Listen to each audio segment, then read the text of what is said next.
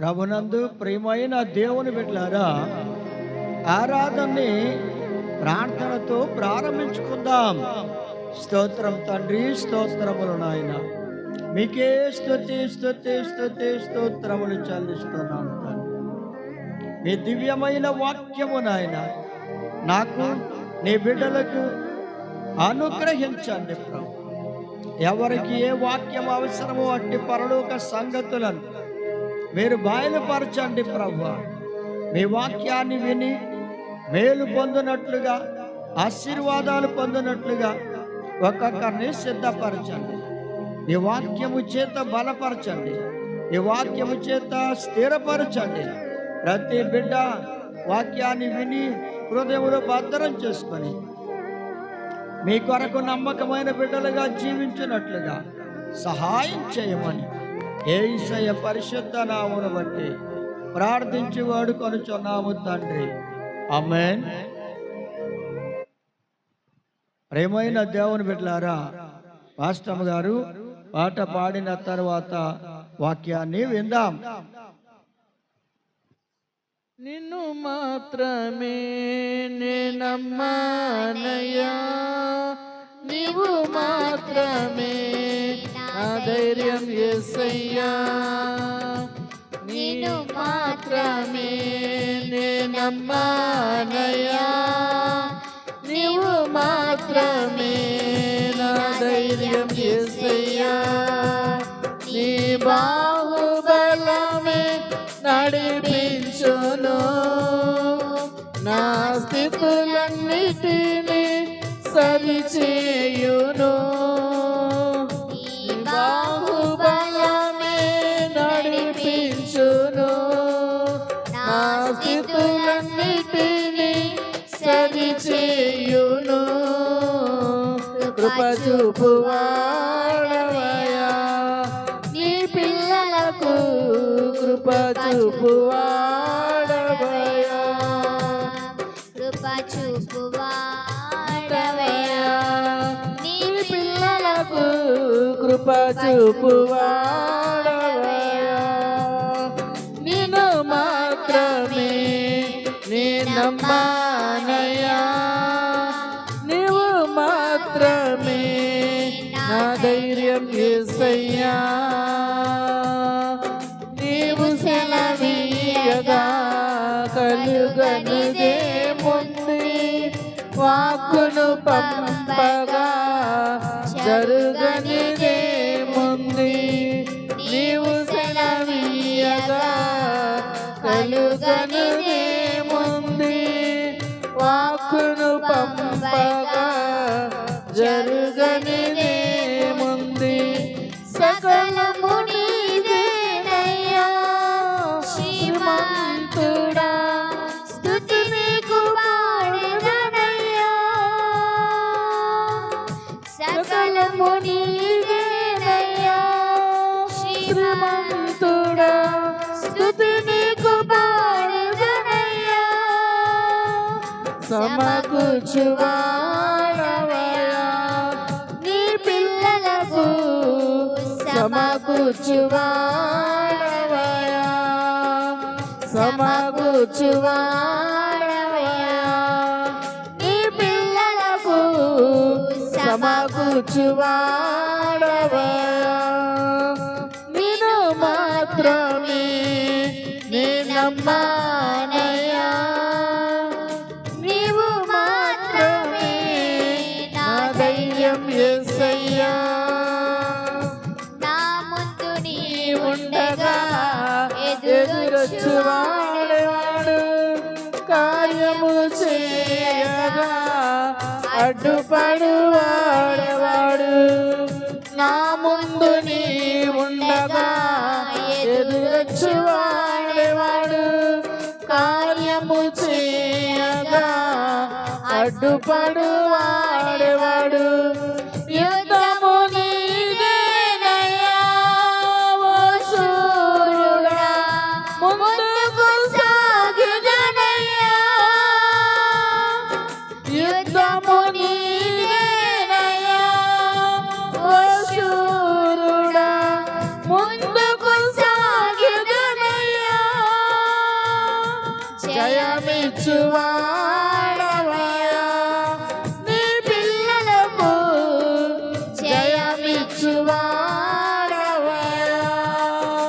జయమిచ్చువాడవయ్యా నీ పిల్లలకు జయమిచ్చువాడవయ్యా నిన్ను మాత్రమే నమ్మానయ్యా నీవు మాత్రమే నా ధైర్యం యేసయ్యా నీవు కరుణించగా నించగా కాదను వాడేవాడు శక్తితో నింపగా ఓడించు వాడేవాడు నీవు కరుణించగా కాదను వాడేవాడు శక్తితో నింపగా ఓడించు వాడేవాడు సాయము నీదేనయ్యా సహాయకుడా నీలో నాగదనయ్యా సాయము నీదేనయ్యా సహాయకుడా నీలో నాగదనయ్యా బలమిచ్చువాడవయ్యా నీ పిల్లలకు బలమిచ్చువాడవయ్యా బలమిచ్చువాడవయ్యా నీ పిల్లలకు బలమిచ్చువాడవయ్యా నిన్ను మాత్రమే నే నమ్మానయ్యా నీవు మాత్రమే నా ధైర్యం యేసయ్యా నిన్ను మాత్రమే నే నమ్మానయ్యా నీవు మాత్రమే నా ధైర్యం యేసయ్యా నీ బాహుబలమే నడిపించును నా స్థితులన్నిటినీ సరిచేయును నీ బాహుబలమే నడిపించును నా స్థితులన్నిటినీ సరిచేయును కృప చూపువాడవయ్యా నీ పిల్లలకు కృప చూపువాడవయ్యా కృప చూపువాడవయ్యా నీ పిల్లలకు కృప చూపువాడవయ్యా నిన్ను మాత్రమే నే నమ్మానయ్యా నీవు మాత్రమే నా ధైర్యం యేసయ్యా హల్లెలూయా ప్రభునందు ప్రియమైన దేవుని బిడ్డలారా, దేవుని వాక్యాన్ని ధ్యానం చేద్దాం. యెహెజ్కేలు గ్రంథం 13వ అధ్యాయము 10వ వచనం. 13వ అధ్యాయము 10వ వచనం. సమాధానమేమియో లేకపోయినను వారు సమాధానమని చెప్పి నా జనులను మోసపుచ్చుచున్నారు. నా జనులు మంటి గోడను కట్టగా వారు వచ్చి దాని మీద గచ్చుపోత పూసేదారు. నా ప్రియమైన దేవుని బిడ్డలారా, దేవుని వాక్యములో మనం జాగ్రత్తగా పరిశీలన చేస్తే సమాధానమేమీ లేకపోయినను సరే వారు ఏమంటున్నారంటే సమాధానం అని చెప్తున్నారు. సమాధానం కలిగి ఉంది, యెరూషలేములో సమాధానం ఉంది అంటున్నారు. నా ప్రియమైన దేవుని బిడ్డలారా, దేవుని బిడ్డలలో సమాధానము లేకపోయినా సరే వారితో ఏమంటున్నారు అంటే సమాధానము మీలో ఉంది, మీరు సమాధానం కలిగిన వారు అని ప్రవక్తలు లేదా అబద్ధ ప్రవక్తలు చెప్తూ వస్తున్నారు. చెప్పడమే కాదు, దేవుడు అంటున్నాడు, నా జనులను వాళ్ళు మోసపుచ్చుచున్నారు. వాళ్ళకు తెలియదు, వీరు చెప్పి వారిని మోసం చేస్తున్నారు, సరైన మార్గంలో వారిని నడిపించకుండా వాళ్ళు పాడు చేస్తూ ఉన్నారు అని చెప్తూ ఉన్నాడు ప్రభు. నా జనులు మంటి గోడను కట్టగా వారు వచ్చి దాని మీద గచ్చిపోత పూస్తూ ఉన్నారు. చూడండి ప్రియమైన దేవుని బిడ్డలారా, నా జనులు అంటున్నాడు ప్రభు. ఆ ప్రజలు ఏం చేస్తున్నారయ్యా అంటే మంటి గోడను కట్టుచూ ఉన్నారు. అంటే మంటి గోడను కడుతున్నారంటే బలమైన పునాది లేని మట్టి గోడను జనులు కడుతూ ఉన్నారు. అంటే వారి బ్రతుకులో దేనికి ఇబ్బంది ఉండకూడదు, ఆటంకాలు ఉండకూడదు. ఆ విధంగా వాళ్ళు తేలిక పద్ధతుల్ని అనుసరించాలని కోరుకుంటూ ఉన్నారు. తేలిక పద్ధతులను అనుసరించాలని కోరుకుంటున్నారు. అంటే ఇప్పుడు కట్టేది మంటి గోడ, దానిలో ఆత్మీయ శక్తి లేని జీవితమును వాళ్ళు కట్టుకుంటున్నారు. శక్తి లేని జీవితముతో వాళ్ళు మేము కూడా దేవుణ్ణి నమ్ముకున్న ప్రజలముగానే జీవిస్తున్నామని చెప్పుకుంటున్నారు, కానీ పరిపూర్ణతను వాళ్ళు కోరుకోవడం లేదు. దేవుని యందు నమ్మకము సంపూర్ణంగా ఉంచడం లేదు. దేవుని బిడ్డలుగా జీవించలేకపోతూ ఉన్నారు. అందుకే వాళ్ళు మట్టి గోడను కట్టారు, పునాది లేని జీవితంలో ఉన్నారు. బలమైన పునాది లేదు, సరైన పునాది లేకుండా మట్టి గోడ వలె వారి జీవితాన్ని కట్టుకుంటున్నారు. అయితే వాళ్ళు కట్టేది ఏమిటయ్యా అంటే ఆత్మీయ జీవితం అని. ఆ ఆత్మీయ జీవితంలోనంట బలమైన విశ్వాసం అనే పునాది వేసుకోలేకపోతున్నారు. అలాంటి పునాది మీద వాళ్ళు కట్టబడడం లేదు. ఊరకే ఏదో కట్టేసుకుంటున్నారు. మట్టి గోడ వర్షం వస్తే దాని పరిస్థితి ఏమిటి? మట్టి గోడ పరిస్థితి ఏమిటండి? బలమైన పునాది ఉంటే ఆ గోడ నిలుస్తుంది, ఆ ఇల్లు నిలుస్తుంది, ఆ జీవితం నిలుస్తుంది, ఆ ఆత్మీయ జీవితం ప్రభులో నిలుస్తుంది. లేకపోతే వారు క్రీస్తు ప్రభునందు నిలవలేరు. శోధనలు, శ్రమలు, కష్టాలు, బాధలు, ఇబ్బందులు కలిగినప్పుడు వారు నిలవలేరు ప్రభువులో. ఇక లోకములోనికి, లోక కార్యాల్లోనికి వాళ్ళు వెళ్ళిపోవడం జరుగుతుంది, కానీ స్థిరంగా ప్రభువులో నిలవలేరు. అదే వాళ్ళు కట్టుకునేది ఏమిటంటే స్థిరమైన ఆత్మీయ జీవిత పునాదిని మాత్రం వాళ్ళు విశ్వాసములో స్థిరమైన పునాది వేసుకోవడం లేదు.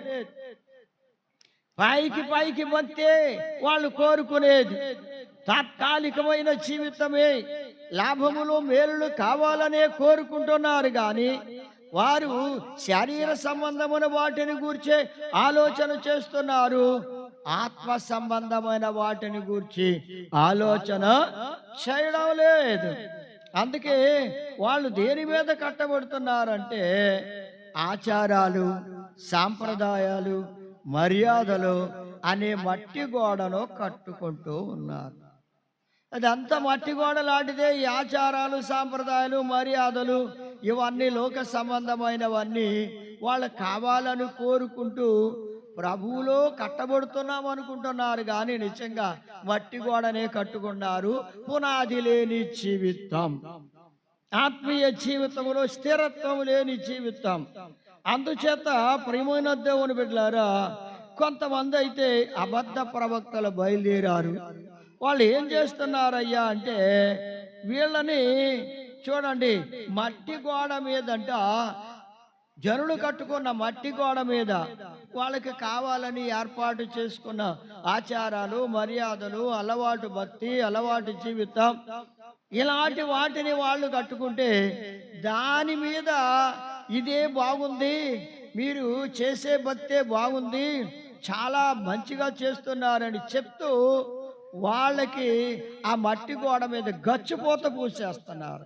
అంటే ఇక మట్టి గోడ కనబడకుండా చేయడానికి. మట్టి గోడ కనబడకుండా గచ్చు పూత పూస్తున్నారు, సిమెంట్తో పూత పూసి పైన పూత పూసేస్తున్నారు, ఇక మట్టి కనబడదు. అంటే వాళ్ళని మెరుగు పెడుతున్నట్టుగా చేస్తున్నారు కానీ నిజముగా అది మెరుగు కాదు. లోపల ఉన్నది మట్టి గోడ, బయటికి కనబడేది గచ్చిపోత.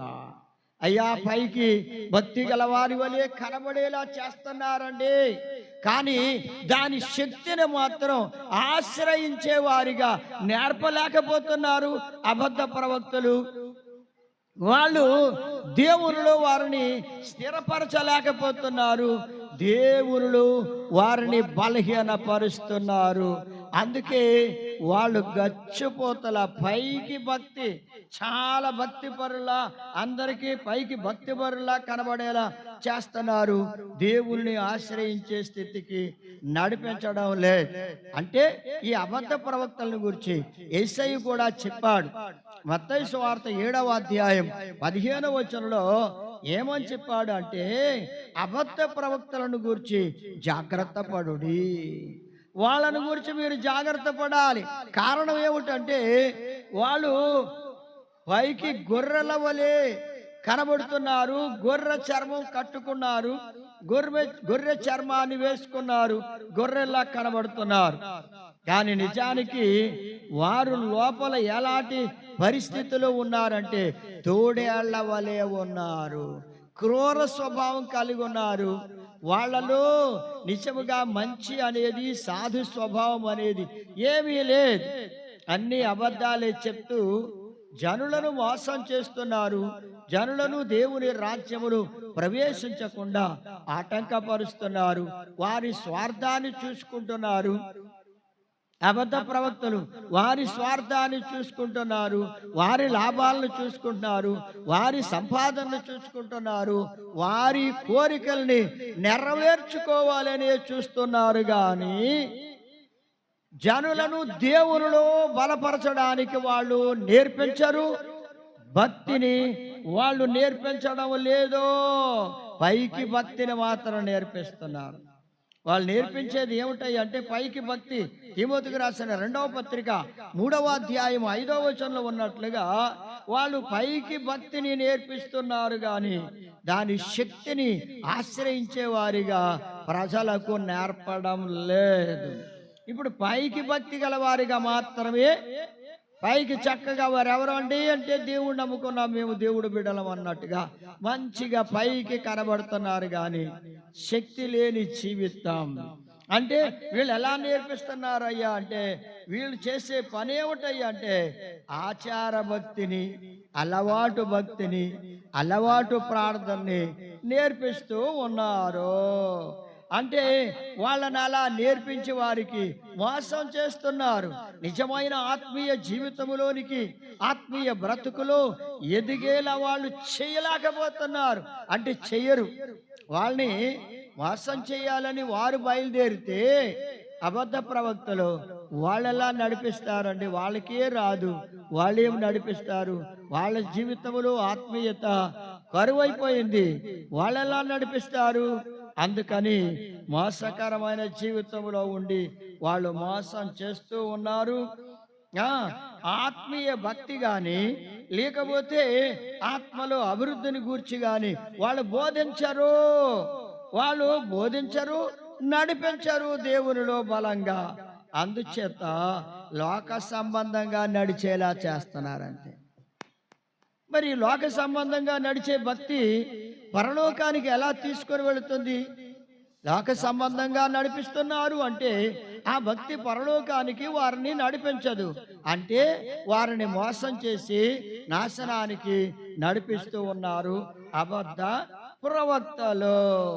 అందుచేత ప్రియమైన దేవుని బిడ్డలారా, వాళ్ళు పైకి భక్తిని నేర్పిస్తున్నారు, మోసం చేస్తున్నారండి, మోసం చేస్తూ ఉన్నారు. అందుకే మత్తయి సువార్త 23వ అధ్యాయము 13వ వచనంలో చూస్తే ఇక్కడ వేషధారులైన శాస్త్రులు, పరిసయ్యులు కనబడుతున్నారు. వీళ్ళు కూడా అలాగే ఉన్నారండి. వేషధారులైన శాస్త్రులు, పరిసయ్యులు వాళ్ళ వేషధారణ అంటే పైకి భక్తిగానే కనబడతారు, కానీ దేవుని శక్తిని ఆశ్రయించారు వాళ్ళు. వేషధారులు. అయ్యా, పైకి భక్తిగా కనబడే వేషం, నిజానికి భక్తి లేదు, అది పైకి భక్తే. ఈ శాస్త్రులు పరిచయులు అలా ఉన్నారు. నా ప్రియమైన దేవుని బిడ్డలారా, జాగ్రత్తగా ఆలోచన చేసుకోండి, ఆలోచన చేసుకోండి. అందుకే వారిని గురించి మీరు జాగ్రత్త పడండి. అబద్ధ ప్రవక్తలను గురించి మీరు జాగ్రత్త పడండి. వారు చెప్పినట్లుగా చేయొద్దు, వారు నడిపించినట్లుగా నడవద్దు.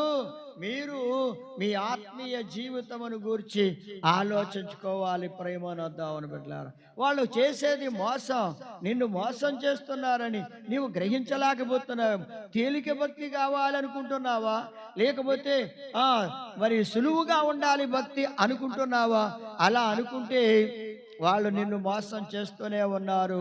నీ భక్తి జీవితము చివరికి నిన్ను పరలోకానికి తీసుకొని వెళ్ళదు. దయతో గమనించాలి. ప్రేమనొద్దామని బిడ్డలారా, వేషధారణ అసలే పనికిరాదు. కనుక పైకి భక్తి జీవితం వేషధారణ లాంటిదే. కనుక వేషధారులారా, శాస్త్రులు పరిచయులారా, ప్రభు అంటున్నాడు, మీరు పైకి భక్తిగా కనబడుతున్నారు కానీ లోపలంతా భయంకరమైన అజితేంద్రియంతో నిండిపోయారు, అపవిత్రతో నిండిపోయారు అని చెప్తూనే ఉన్నాడు ప్రభు. కనుక దేవుని బిడ్డలారా, మీరు పైకి భక్తి చెయ్యాలని తలంచొద్దు.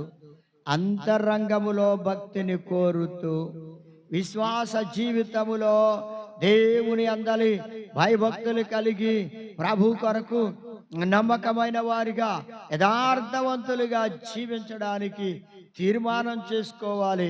యథార్థత లేకుండా మీరు పరలోక రాజ్యంలో ప్రవేశించలేరు. పైకి భక్తి కాదు, నటించడం వద్దు. విశ్వాసంతో జీవించండి, నమ్మకమైన వారిగా ఉండండి, పరిశుద్ధత కలిగి ఉండండి, పవిత్రతను కలిగి ఉండండి. లోక సంబంధులుగా నడవద్దు, శరీర సంబంధులుగా జీవించొద్దు, ఆత్మ సంబంధులుగా కట్టబడాలి. అనగా బలమైన పునాది మీద కట్టబడాలి. మట్టి గోడ మీద గచ్చిపోతా బలమైన గాలి, బలమైన వర్షం దాని మీద కొడితే ఆ గచ్చిపోతంతా రాలిపోతుందండి, అది ఊడిపోతుంది పెచ్చుల్లా. ఇక మిగిలింది మట్టి. ఆ మట్టి నిలవబడుతుందా? నిలవబడదు, అది కూలిపోతుంది. మరి పైకి భక్తి ఎంతకాలం ఉంటుంది? పైకి భక్తి నీ జీవితంలో ఎంతకాలం ఉంటుంది? వద్దు. ప్రేమనొద్దామని బిడ్డలారా, నిజమైన ఆత్మీయ జీవితాన్ని కలిగి, నిజమైన భక్తి జీవితాన్ని, ఆత్మీయ జీవితములో శక్తి కలిగిన వారిగా జీవించడానికి తీర్మానం చేసుకోండి. లోక సంబంధులుగా నడవడానికి దేవుడు నిన్ను పిలవలేదు. నిన్ను పరిశుద్ధులుగా జీవించడానికి, నిన్ను పవిత్రులుగా బ్రతకడానికి ప్రభు నిన్ను పిలిచాడు, ప్రభు నిన్ను ఏర్పరచుకున్నాడు, ఆయన బిడ్డలుగా చేసుకున్నాడు అన్న మాట మర్చిపోవద్దు. ఆయనకిష్టమైన బిడ్డలుగా, ఆయనకిష్టమైన బిడ్డలుగా జీవించండి. ప్రియమైన దేవుని బిడ్డలారా, ప్రభు కోరేది పరిశుద్ధత, ప్రభు కోరేది నమ్మకమైన జీవితం, ప్రభు కోరేది నీలో ఆత్మీయత గాని శరీర సంబంధమైనవి కాదు. కనుక మీరు శరీర సంబంధమైన వాటిని విడిచిపెట్టి ఆత్మ సంబంధమైన జీవితాన్ని కోరుకుంటూ ప్రభు చిత్తానుసారంగా చేయడానికి సిద్ధపడాలి. ఆయన మార్గములో నడవాలి, ఆయన సత్యాన్ని అనుసరించాలి, ఆయనను విడువక ఎడబాయిక ఆయన మార్గములో నడవాలి తప్ప కష్టమైన, నష్టమైన, శ్రమైన, శోధనైన, బాధైన ప్రభువును విడవకుండా ఆయన బిడ్డలుగా నడవాలి. నీకోసం ఆయన ప్రాణమే పెడితే కొంచెం కష్టానికి, కొంచెం బాధకి, కొంచెం ఇబ్బందులకి నీవు దేవుణ్ణి విడిచిపెట్టాలనుకుంటున్నావంటే మరి ప్రభు నిన్ను విడిచిపెట్టకుండా నీకోసం ప్రాణమే పెట్టి నిన్ను రక్షించాలని ప్రాణం ఇచ్చాడే, ఆయన రక్తం ఇచ్చాడే. ఎంత జాలి కలిగిన దేవుడు, ఎంత ప్రేమ కలిగిన దేవుడు, నీ ఎడల కృప చూపుతున్న ఆ గొప్ప దేవుని యొక్క మరి త్యాగాన్ని నీవు జ్ఞాపకం చేసుకుంటే నీ విశ్వాస జీవితాన్ని ఏ కోశాన్ని కూడా లోక సంబంధంగా నడుపుకొనలేవు గాని ఆత్మ సంబంధంగా నడిపించుకుంటావు. అంటే మీరు ఆత్మ సంబంధులుగానే ఉండాలి గాని శరీర సంబంధులుగా ఉండొద్దు. శరీర సంబంధమైనవి దేవునికి ఇష్టమైనవి కావు, ఆత్మ సంబంధమైనవి దేవునికి ఇష్టమైనవి. మీరు ఆత్మీయులుగా బ్రతకండి, ఆత్మీయులుగా జీవించడానికి తీర్మానం చేసుకోండి ప్రియమైన దేవుని బిడ్డలారా. అయితే చూడండి, యెహెజ్కేలు గ్రంథం 34వ అధ్యాయం 12వ వచనంలో చూస్తే ఇక్కడ అంటున్నాడు, చీకటి గల మబ్బు దినమందు ఎక్కడెక్కడికి అవి చెదరిపోయెనో అక్కడ నుండి నేను వాటిని తప్పించి ఆయా జనులలో నుండి వాటిని తోడుకొని వచ్చి స్వదేశములోనికి తోడుకొని వచ్చేదను, వాటిని నేను మేపెదను అంటున్నాడు. అయ్యా, దేవుని జనులను గూర్చి నా ప్రజలు అంటున్నాడు ఆయన. నా ప్రజలు గొర్రెల వంటి వారు, నా ప్రజలు గొర్రెల వంటి వారు. వారు చీకటి గల మబ్బు దినాన్ని, చీకటి కలిగిన మబ్బు దినమున వారు మార్గం తప్పిపోయారు, ఎక్కడెక్కడికో చెదిరిపోయారు. దేవుని బిడ్డలారా, చీకటిగా ఉంది ఒకటి, రెండవది మబ్బు దినము. అలాంటి చీకటిగా ఉన్న సమయములో మబ్బు దినాన్ని ఆ గొర్రెలు అనగా నా జనుడు ఎక్కడెక్కడికో చెదిరిపోయారు. వాళ్ళు చెదిరిపోయారు, నిజమే. చీకటి రాగానే, మబ్బు పట్టగానే మందలో నుండి వాళ్ళు విడిపోయి చెదరిపోయారు. దేవుని బిడ్డలారా, మీరు దేవుని మందిరమునకు రాకుండా, దేవుని సన్నిధికి రాకుండా సహవాసముగా కూడుట మానివేసి నీవు చెదరిపోతే చీకటి కలిగిన మబ్బు దినాన్ని చెదరిపోతున్నావేమో. అనగా ఇదే అదను, ఇదే అవకాశం నాకు దొరికింది, లోకములోనికి, పాపములోనికి, మోసములోనికి, దుష్టత్వంలోనికి వెళ్ళిపోతున్నావేమో సోదరి సోదరుడు, చెదిరిపోతున్నావేమో. మందలో ఉండవలసిన నీవు, దేవుని మార్గములో ఉండవలసిన నీవు, దేవుని సన్నిధిలో ఉండవలసిన నీవు చెదిరిపోయావేమో. ఎక్కడికి చెదిరిపోయావో, దేనిని ఆశించి చెదిరిపోయావో, ఆ చీకటిలో ఏ పాపమును ఆశించి చెదిరిపోయావు, ఏ లోకాశను ఆశించి చెదిరిపోయావు, తప్పిపోయావో. నా ప్రియ సోదరి సోదరుడా, చీకటి గల మబ్బు దినాన్ని సాతానుడు నిన్ను తప్పిస్తూ ఉంటే నీవు దారి తొలగిపోయావేమో, చెదరిపోయిన నీవు మరలా తిరిగి ఆయన యొద్దకు రావాలని ఆశపడుతున్నావా? ప్రభు అంటున్నాడు, నా ప్రజలను నేను మరలా తోలుకొని వస్తాను, చెదరిపోయిన స్థలాల్లో నుండి వారిని తిరిగి తోడుకొని వచ్చి నేను వారిని మేపుతానయ్యా. చూడండి, ప్రవక్తలు వాళ్ళు కొంతమంది అబద్ధ ప్రవక్తలుగా మారిపోయి వాళ్ళు ఏం చేస్తున్నారు? సరైన రీతిలో జనులను నడిపించకపోవడం వల్ల వాళ్ళు దారి తొలగిపోతున్నారు. పైకి భక్తి నేర్పిస్తున్నారు కానీ నిజమైన ఆత్మీయ జీవితం, విశ్వాస జీవితం, పరిశుద్ధమైన జీవితాన్ని గురించి వారు నేర్పించడం లేదు, బోధించడం లేదు. అందుకే వారు ఎక్కడ చెదిరిపోయారంటండి? చీకటి గల మబ్బు దినాన్ని. దేవుని బిడ్డలారా, నీ జీవితంలో అనేకమైన శ్రమలతో కూడిన చీకటి గల మబ్బు దినాలు, శోధన, బాధలు, వ్యాధులు, కష్టాలు అనేవి అలాంటి దినములు ఎన్నో నీ జీవితంలో వస్తూ ఉంటాయి. వచ్చిన వాటిని చూచి ఇక నేను ప్రభువులో సాగలేనని భయపడిపోయి శ్రమలు రాగానే, శోధనలు రాగానే, కష్టములు రాగానే ఇక నేను ఎలా ప్రభువులో జీవించగలను, అయ్యా నేను ఎలా పోషింపబడాలి, నేను ఎలా బ్రతకాలి, నేను ఎలా జీవించాలి, ఈ శ్రమలతో, ఈ కష్టాలతో, ఈ బాధలతో, ఈ అప్పులతో, ఈ ఇబ్బందులతో, ఈ శోధనలతో, ఈ రోగములతో నేను ఎలా బ్రతకాలి, ఇక ఎందుకులే ఇదే అదను అనుకుని ఆ చీకటి దినాలవి అవి మబ్బు కలిగినట్లుగా జీవితములో ఆత్మకు నెమ్మది లేకుండా, శాంతి లేకుండా ఉండే దినములలో నీవు తప్పిపోతున్నావేమో, చెదరిపోతున్నావేమో. ప్రభులోనే జీవించకుండా, ప్రభులో నిలవబడకుండా, మందలో కలిసి ఉండకుండా నీవు తొలగిపోతున్నావేమో. దేవుని బిడ్డలారా, తప్పిపోతే మరలా తిరిగి నీవు మందలోనికి రావాలంటే అసలే దారి తెలియని స్థితిలో ఉంటావు.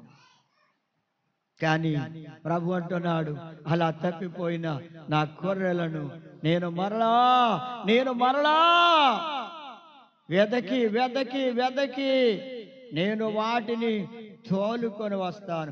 ఆయా ప్రాంతములకు చెద్దరిపోయినవి, ఆయా స్థలములకు, ఆయా చోట్లకు చెద్దరిపోయిన నా జనులను లేదా నా గొర్రెలను తోలుకొని వస్తాను.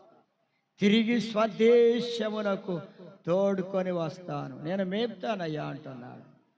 నా ప్రేమ దేవుని బిడ్డలారా, మరి అబద్ధ ప్రవక్తలుగా మారిపోయిన అబద్ధ ప్రవక్తలు వాళ్ళు ఏం చేస్తున్నారంటే మేపడం లేదు, వాటిని బాధ పెడుతున్నారు, భక్షిస్తూ ఉన్నారు. అందుకే అవి పాడైపోతున్నాయి, నశించిపోతూ ఉన్నాయి. నా ప్రియ దేవుని బిడ్డలారా, అందుకే అబద్ధ ప్రవక్తల గురించి జాగ్రత్త పడండి. వారి మాట విని మోసపోవద్దు. చూడండి, ఎన్నో అద్భుతాలు చేసినట్లుగా వాళ్ళు చేస్తున్నారు. అవన్నీ చూచి మోసపోవద్దు, అవన్నీ చూచి మోసపోవద్దు. దేవునికి విరోధమైన జీవితాన్ని జీవించడానికి నీవు మందలో నుండి తొలగిపోవద్దు.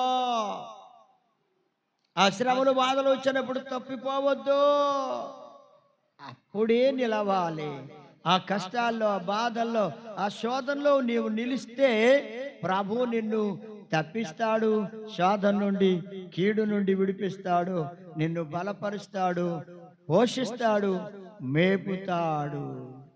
అందుకే ప్రేమాన దేవుని బిడ్డలారా, మరి నీ జీవితం ఎలా ఉందో, ఏ స్థితిలో ఉందో ఒక్కసారి నీవు ఆలోచన చేసుకోవాలి. కనుక ఏ సమయంలో తప్పిపోయావు, ఎందుకు తప్పిపోయావు అన్నది నీవు జ్ఞాపకం చేసుకొని ప్రభు పాదాల దగ్గరికి వచ్చి కన్నీళ్లు విడిచి ఆ తప్పిపోయిన స్థితి నుండి తిరిగి ప్రభు యొద్దకు రావడానికి నీవు జ్ఞాపకం చేసుకొని ప్రభుని పశ్చాత్తాపపడి నీ దోషాలు, నీ పాపాలు ప్రభు దగ్గర ఒప్పుకొని తిరిగి రావడానికి ఇష్టపడితే ప్రభు నిన్ను చేర్చుకోవడానికి, నిన్ను మందలో చేర్చడానికి ఆయన వెతుకుతున్నాడు. ఆయన నిన్ను వెతుకుతూనే ఉన్నాడు, ఆయన నిన్ను వెతుకుతూ ఉన్నాడు. నీవు తప్పిపోయినా ఆయన మాత్రం వెతుకుతూనే ఉన్నాడు. నా కుమారుడు, నా కుమార్తె ఎప్పుడు నా యొద్దకు వస్తారు, ఎప్పుడు నా యొద్దకు వస్తారని ఆయన వెతుక్కుంటూ తిరుగుతున్నాడు. దేవుని బిడ్డలారా, ఆయన ప్రేమ ఎంత గొప్పదో చూడండి, ఆయన కనికరం ఎంత గొప్పదో చూడండి. అయినా నీవు ఇంకా అంతకంతకి బురదలోనికి, లోకాశల్లోనికి, శరీర కార్యాల్లోనికి దిగబడిపోతూ ఉన్నావేమో. ఇక బయటకు ఎక్కలేనంతటి దీన భయంకరమైన స్థితికి గురైపోయావేమో. ఆలోచన చేసుకో ప్రేమనద్దామని బిడ్డలారా. అయినా నీకు చెయ్యి అందించి నిన్ను పైకి లాగడానికి ఆయన ఇష్టపడుతూనే ఉన్నాడు.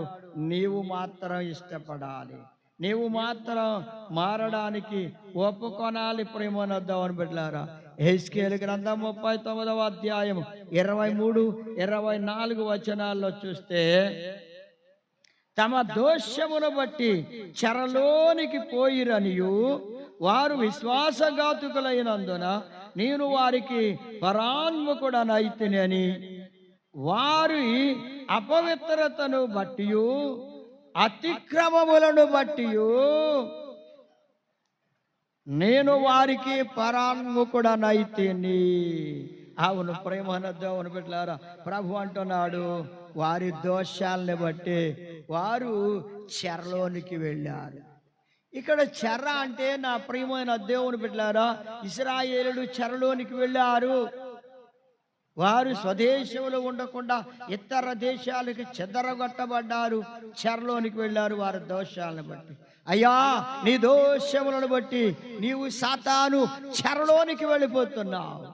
అది నీవు గ్రహించకపోతే నీవు శత్రువు చెరలోనికి, సాతాను చెరలోనికి వెళ్ళిపోతున్నావు. నీ దోషములను బట్టి వాడు నిన్ను చెరలో బంధించి నీకు దాసునిగా చేసి పాపదాసునిగా చేశాడు. నిన్ను బయట పడకుండా ఆ చెరలో మగ్గిపోయేలా చేస్తూ ఉన్నాడు, మగ్గిపోయేలా చేస్తున్నాడు. ప్రియమైన దేవుని బిడ్డలారా, చాలా జాగ్రత్తగా ఆలోచన చేసుకోండి. అయితే ఆ చెరలో నుంచి విడిపించేవాడు దేవుడు తప్ప మరి ఎవ్వరూ విడిపించలేరు. చెరలో నుండి విడిపించేవాడు ఆయనే. సాతాను చెరలో నుండి, సాతాను బంధకాల్లో నుండి, సాతాను శోధనలో నుండి, సాతాను కీడులో నుండి నిన్ను విడిపించేవాడు ప్రభు అయిన యేసుక్రీస్తు వారు మాత్రమే. ఇంకా అంటున్నాడు నా ప్రియమైన దేవుని బిడ్డలారా, వాళ్ళు విశ్వాసఘాతుకులైపోయారు. అయ్యా విశ్వాసాన్ని విడిచిపెట్టేశారు, విశ్వాసఘాతుకులైపోయారు, మోసగాళ్ళైపోయారు, మోసం చేస్తున్నారు, అన్యాయంగా జీవిస్తున్నారు, అపవిత్రంగా బ్రతుకుతున్నారు. వాళ్ళు నాకు దూరం అయిపోయారు. నేను వారికి కనబడకుండా నేను వారికి దూరం అయిపోయాను. వాళ్ళు అలా ఉన్నారు కనుక నేను వారికి కనబడకుండా దూరంగా వెళ్ళిపోయాను. వారికి ఇక నేను దూరం అయిపోతాను అంటారు, పరాన్ముఖుడనైపోతాను. వాళ్ళకి ఇక నా ముఖం వాళ్ళకి చూపించను, నేను వారికి దూరంగా ఉంటాను. జాగ్రత్త ప్రేమను దేవుని బిడ్డలారా, ప్రభు యొక్క ముఖ కాంతి మన మీద పడకపోతే, మన మీద ప్రకాశించకపోతే మనము ప్రకాశించలేము, మనము వెలుగులో నడవలేము. ప్రియమైన దేవుని బిడ్డలారా, ఒక్కసారి ఆలోచన చేసుకోండి. మీరు ఏ స్థితిలో ఉన్నారో, ఏ పరిస్థితిలో ఉన్నారో, ఎక్కడున్నారో, ఎలా ఉన్నారు అన్నది మిమ్మల్ని గూర్చి మీరు ఆలోచన చేసుకోండి. దేవునికి స్తోత్రం. నిజంగా నా ప్రియమైన దేవుని బిడ్డలారా, ఎంత భయంకరమైన పరిస్థితి అంటే వారి దోషములను బట్టి చెరలోనికి వెళ్ళిపోయారు, వారు విశ్వాసఘాతుకులుగా మారిపోయారు. అందుకే నేను వారికి పరాన్ముఖుడనైతిని అంటున్నాడు. కనుక నా దేవుని బిడ్డలారా, దేవుడు నీకు కనబడకుండా, ఆయన నీకు కనిపించకుండా ఆయన దూరంగా వెళ్ళిపోతే, నీకు మరుగైపోతే నీ జీవితం ఎలా ఉంటుందో ఎప్పుడన్నా గమనించావా? ప్రభు యొక్క ముఖ కాంతి నీ మీద ప్రకాశించకపోతే నీవు ఇంకా చీకట్లోనే ఉంటావు, ఇంకా చీకట్లోనే బ్రతుకుతావు, చీకట్లో నలిగిపోతూ ఉంటావు, కృంగిపోతూ ఉంటావు, శ్రమ వేదన బాధల్లోనే నలిగిపోతూ ఉంటావు. కనుక దేవుని బిడ్డలారా, నిర్దోషములను బట్టి అలాగే చెరలోనికి వెళ్ళిపోవడం, విశ్వాసఘాతకుడుగా నీవు ఉంటే ఆయన నీకు దూరంగా ఉంటానన్నాడు, నీకు ఆయన కనబడి అంటున్నాడు అంతే. అందుకే ప్రేమను దేవుని బిడ్డలారా, ఇంకా అంటున్నాడు వారి అపవిత్రతను బట్టి, వారి అతిక్రమములను బట్టి నేను వారికి పరాన్ముఖుడనైతిని అన్నాడు. మన చూడండి, జనుల యొక్క అపవిత్రతను బట్టి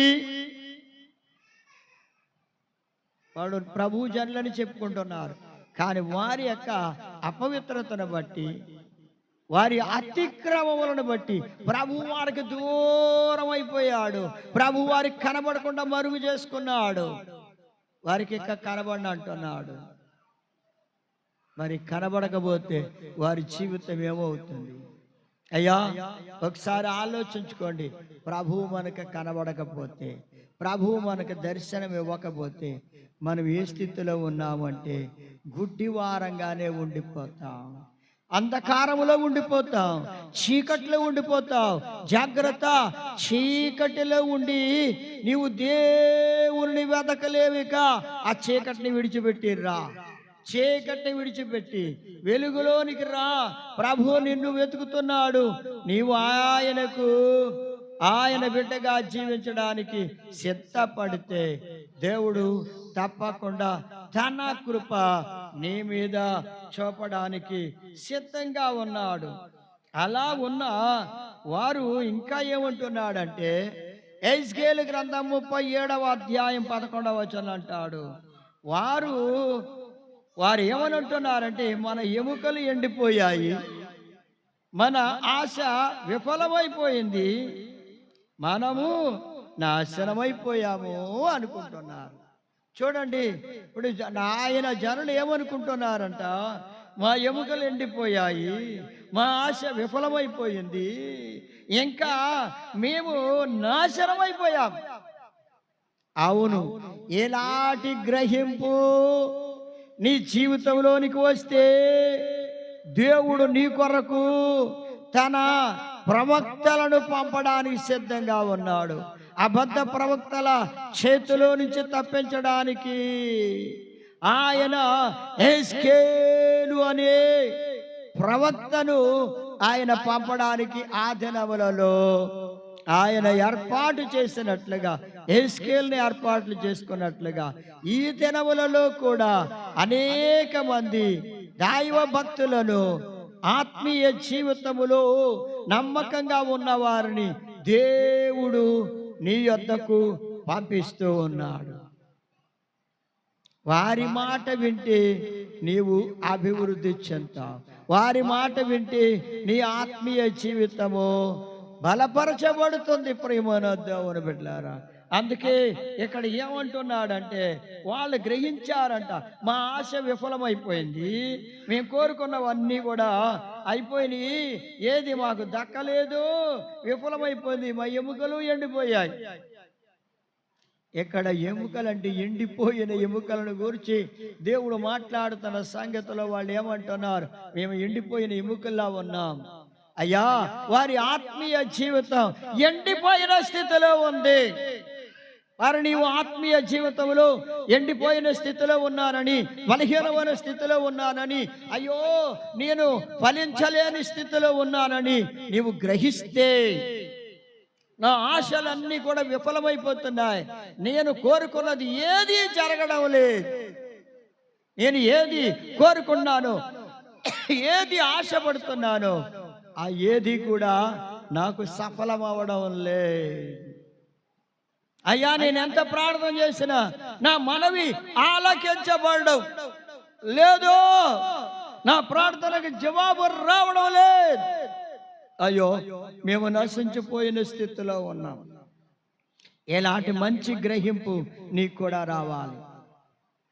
నేను చాలా ప్రార్థన చేస్తున్నాను, దేవుడే నాకు సమాధానం ఇవ్వడం లేదు అని ఆయనను అనే స్థితిలో ఉన్నావా ఏమిటి? సోదరి సోదరులారా, లేదు లేదు, నీవు ఆత్మీయ జీవితంలో ఎండిపోయిన స్థితిలో ఉన్నావేమో, నీ ఆత్మీయ జీవితంలో ఎండిపోయిన స్థితిలో ఉన్నావేమో, అందుకే నీ ఆశలు విఫలమైపోతున్నాయి, నీ ప్రార్థనలు ఫలించడం లేదు, నీకు జవాబు రావడం లేదు. ఇప్పుడైనా సరే అయ్యో నేను నాశనం అయిపోయానని వాళ్ళు గ్రహించినట్లుగా నీవు కూడా గ్రహిస్తే ప్రభువు తన కృపచేత నిన్ను రక్షించి బలపరిచి మొదటి విశ్వాసాన్ని, మొదటి నమ్మకాన్ని, మొదటి ఆత్మీయ జీవిత పరిస్థితులను నీకు కలగజేయడానికి ఆయన వెతుకుతూ ఉన్నాడు. నిన్ను సిద్ధం చేయాలని ఆయన కృప నిన్ను వెంటాడుతూ ఉంది, ఆయన ప్రేమ నిన్ను వెంటాడుతూనే ఉంది, ఆయన కరుణ నీ మీద చూపుతూనే ఉన్నాడు. నా ప్రేమనొద్దామని బిడ్డలారా అంటున్నాడు. ఆయన ఏమంటున్నాడు అంటే యెహెజ్కేలు గ్రంథం 34వ అధ్యాయంలో అంటున్నాడు, నేను వారి కాడికట్లు తెంపేస్తా.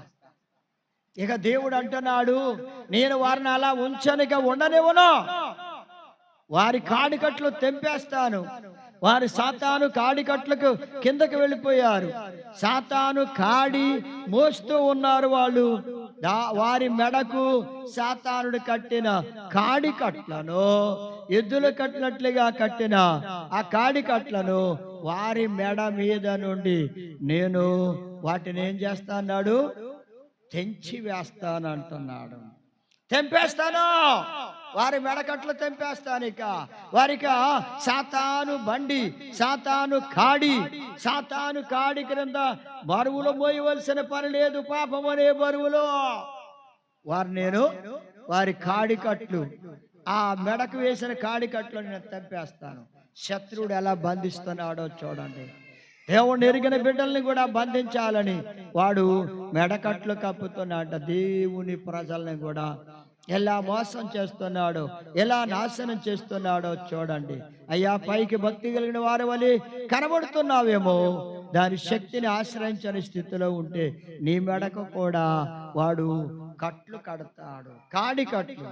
ఆ కాడికట్లు నీవు తెంచుకోలేవు, కానీ ఆయనే అంటున్నాడు, మీ కాడికట్లు తెంపేస్తాను. ఎందుకంటే మిమ్మల్ని దాసులుగా చేసుకుని వాడు దాసత్వంలో, పాప దాసత్వంలో మిమ్మల్ని ముంచేశాడు గనుక, ఆ పాప దాసత్వము నుండి ఎవరికైతే మీరు దాసులైపోయారో ఆ సాతాను చేతిలో నుండి నేను మిమ్మల్ని విడిపిస్తాను. నేనే దేవుడునని మీరు తెలుసుకుంటారు. నేనే యెహోవానని, నేనే దేవుడని మీరు తెలుసుకుంటారు.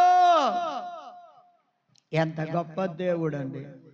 ఆయన మహాకృప, ఆయన జాలి దయ నీ మీద చూపి ఆ సాతాను కాడికట్లు తెంపి దాని దాస్యత్వము నుండి, దానికి నీవు దాసుడైపోయినా సరే ఆ దాస్యము నుండి నిన్ను విడిపించి ఆయన ఏం చేస్తానంటున్నాడు తెలుసా? నిన్ను స్వతంత్రునిగా చేయడానికి నేను ఇష్టపడుతున్నాను. వాని చేతిలో నుంచి నేను నిన్ను తప్పిస్తానంటున్నాడు ప్రభు. ఎంత గొప్ప వాగ్దానం చేసిన ఆ ప్రభు మాట వింటావా? సోదరి సోదరుడా, శత్రు చేతిలో నుంచి విడిపించబడతా. నీవు సిగ్గుపడవద్దు, అధైర్యపడవద్దు, భయపడద్దు. ప్రభు ఎదుట నీ జీవితాన్ని ఒప్పుకొని, ప్రభు ఎదుట నీ స్థితిని ఒప్పుకొని, నీ దోషములను ఒప్పుకొని, నీ అతిక్రమములను ఒప్పుకొని విడిచిపెడితే ఆయన ఆశ్చర్యమైన కార్యము నీ ఎడల చేస్తాడు. నమ్మకమైన దేవుడు నీకు మేలు చేయడానికి సిద్ధంగా ఉన్నాడు. అందుకే చూడండి, యెహెజ్కేలు గ్రంథం 3వ అధ్యాయం 24వ వచనంలో ప్రభు అంటున్నాడు, తన ప్రవక్తను కూడా ఇశ్రాయేలీయుల మధ్యకి పంపిస్తున్నాడు. అబద్ధ ప్రవక్తల వల్ల మోసపోయిన వారి మధ్యకు దేవుడు ఎవరిని పంపిస్తున్నాడు అంటే యెహెజ్కేలును పంపిస్తున్నాడు. చూడండి నా ప్రియమైన దేవుని బిడ్డలారా, యెహెజ్కేలు గ్రంథం 3వ అధ్యాయం 24వ వచనం అంటున్నాడు, ఆత్మ నాలో ప్రవేశించి నన్ను చక్కగా నిలవబెట్టిన తరువాత యెహోవా నాతో మాటలాడి ఎలాగూ సెలవిచ్చను. ఏమని సెలవిచ్చా అంట? చూడండి దేవుని ఆత్మ యెహెజ్కేలులోనికి ప్రవేశించగానే అతనిని చక్కగా నిలవబెట్టింది. దేవుని బిడ్డలారా, దేవుడు తన ఆత్మ చేత నిన్ను నింపడానికి ఇష్టపడుతున్నాడు. ఆత్మ చేత నీవు నింపబడితే ఆయనే నిన్ను చక్కగా నిలవబెడతాడు. నీవు ఎలా నిలబడాలో ఆయన నేర్పిస్తాడు. చక్కగా నిన్ను నిలవబెట్టి నీతోనే మాట్లాడతాడు. ఆయన నీకు సెలవిస్తాడు. ఇప్పుడు యెహెజ్కేలుకి దేవుడు ఏమని సెలవిచ్చాడో చూడండి.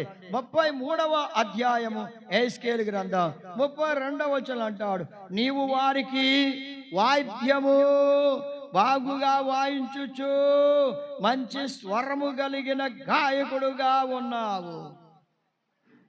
గాయకుడిగా ఉంటా.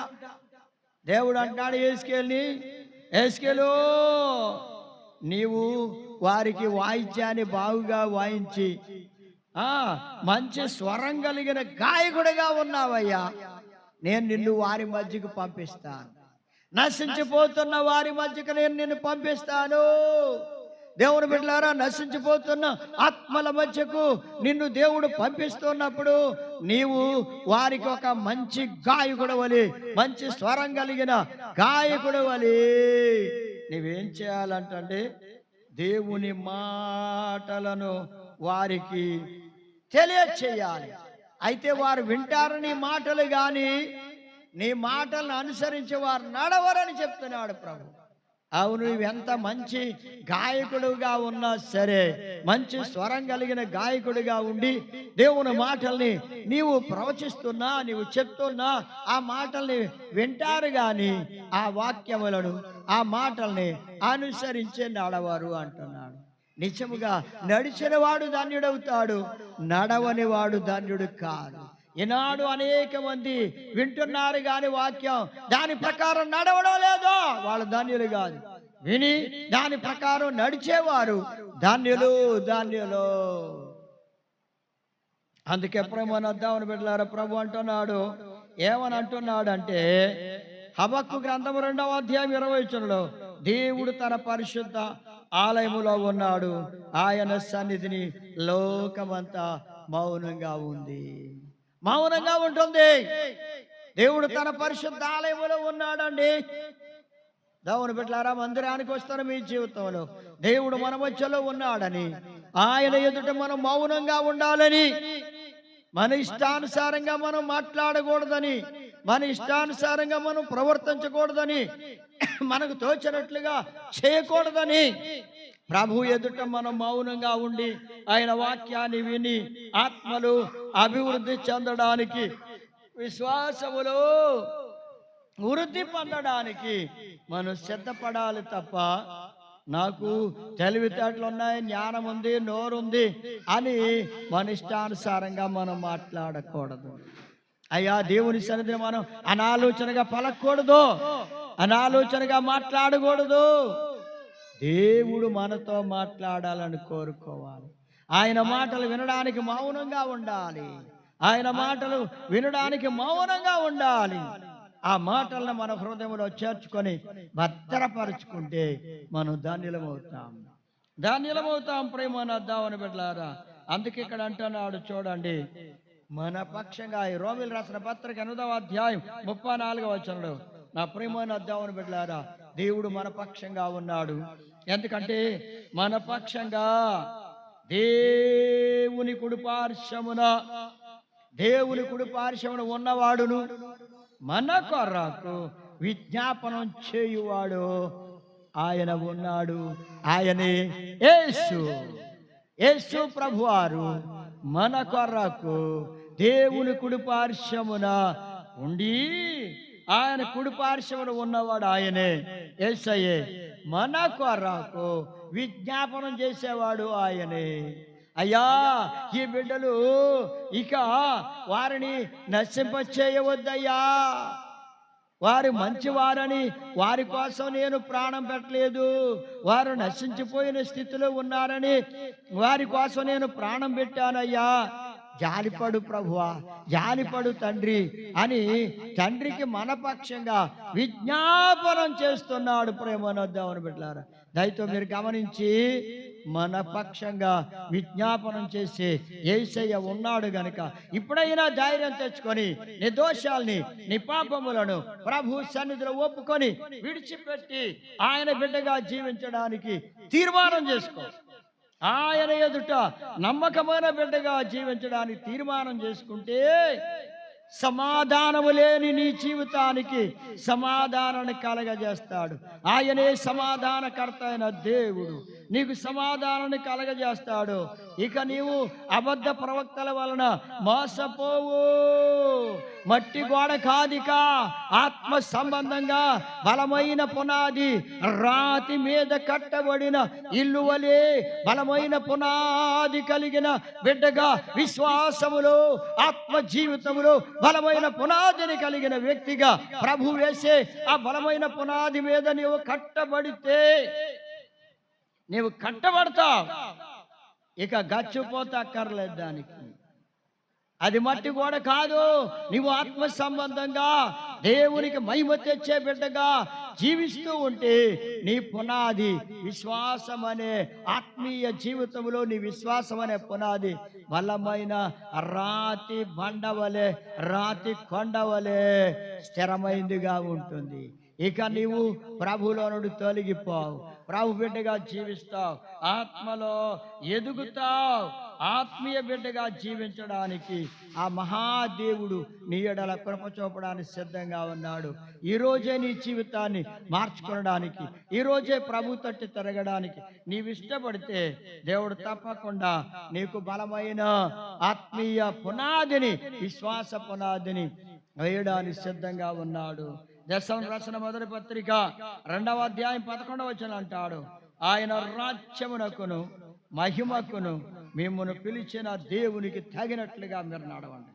ఇక మీరు ఎలా నడవాలో తెలుసా? నా ప్రియమైన దేవుని బిడ్డలారా, మీరు ఒక పైకి భక్తిని మానివేసి దేవుడు తన రాజ్యం కొరకు మనల్ని పిలిచాడు, ఆయన మహిమ కొరకు మనల్ని పిలిచాడు. ఆయన రాజ్యముని ఇవ్వడానికి, ఆయన మహిమను మనకు అనుగ్రహించడానికి ఆయన మనల్ని పిలిచాడు. ఆ పిలిచిన దేవునికి తగినట్లుగా మనము నమ్మకంగా నడుచుకుంటే, ఆయన్ని పోలి నడుచుకుంటే తప్పకుండా మీరు దేవుని రాజ్యములో ప్రవేశిస్తారు. ఇక మీకు సమాధానం కలుగుద్ది. మీరు మట్టి గోడవలే కట్టబడొద్దు, గచ్చిపోతా అబద్ధ ప్రవక్తల చేత ఊయబడే పరిస్థితి అక్కర్లేదు. ఆత్మ సంబంధమైన జీవితాన్ని కలిగిన బిడ్డలుగా, ఆత్మలో ఎదిగే వారిగా దేవుని కొరకు నమ్మకంగా జీవించండి. ఆచారాలు, మర్యాదలు, సాంప్రదాయాలు ఈ గచ్చిపోతా ఈ మట్టి గోడవలే కట్టబడవద్దు, దానిని మెరుగు పెట్టారు అబద్ధ ప్రవక్తలు. అవి మంచివే, బాగున్నాయి, మీరు అలాగే నడవండి అని చెప్తూ వారు బోధిస్తూ నిన్ను ఆత్మలో ఎదగకుండా చేస్తున్నవారు. అది గచ్చిపోతా. అలాంటి గచ్చిపోతా నీ జీవితానికి అక్కర్లేదు. ప్రభువులో నీవు స్థిరపడి ఆయన కొరకు నమ్మకమైన బిడ్డగా జీవించడానికి దేవుడు తన కృప మీకు అనుగ్రహించును గాక. ఆమేన్.